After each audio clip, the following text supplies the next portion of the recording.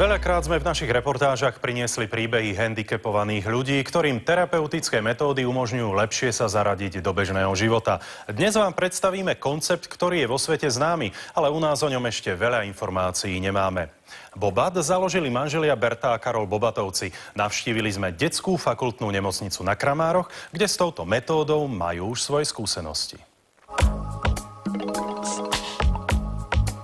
Bobat sa zakladá na dôkladnom pozorovaní pacienta a na analýze jeho schopností.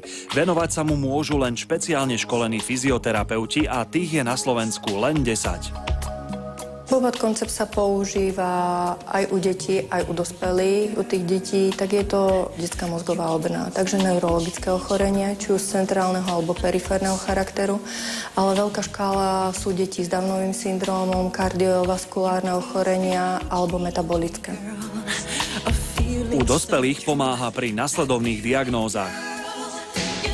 Dominantne sa používa pri cievnej mozgovej príhode alebo pri skleróze multiplex.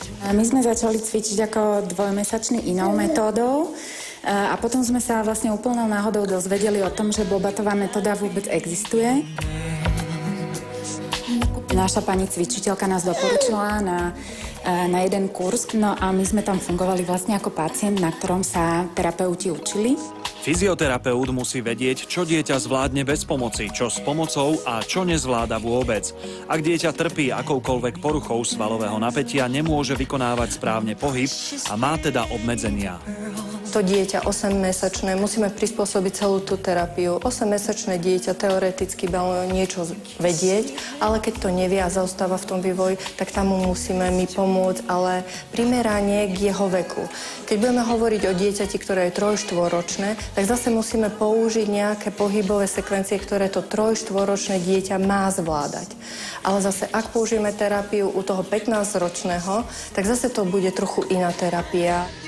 Na začiatku terapie sa musí stanoviť cieľ, čo vlastne my chceme dosiahnuť, aký intelekt má to dieťa a čo je vlastne schopné zvládnuť.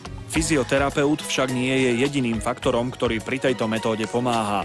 K celkovej liečbe u malých detí výrazne dopomáha aj logopéd.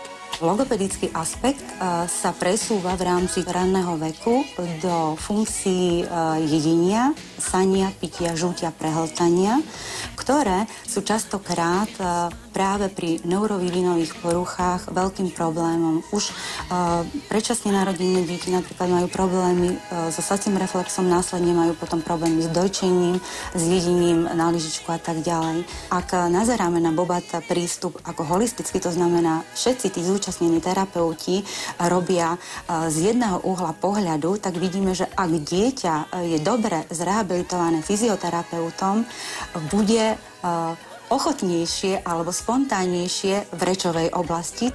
Mamičky sú teda s konceptom Bobat spokojné. Je oveľa menej náročná na čas, pretože s malým môžem cvičiť kedykoľvek, kdekoľvek, tak vždycky tak nenápadne, že on si to vlastne ani vôbec nevšimne, že cvičí.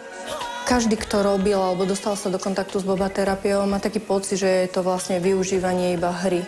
Ale je to schované za veľmi silnou a dôslednou analýzou každej tej pohybovej sekvencie, ktoré dieťa vie. Tento koncept je tvorivý a rozhodne to dieťa, ktoré má postihnutie na celý život, vedie k tomu, aby bolo samostatné. Sestry Molnárové z ordinácie v Ružovej záhrade prerazili ako dvojčatá. Vedeli by sa uplatniť aj samostatne? Top modelka Tereza Maxová nám prezradila zaujímavosti zo zákulisia módy, ale aj to, ako sa ňou chváli jej 10-ročný syn. Vidíme sa aj zajtra. Dovidenia.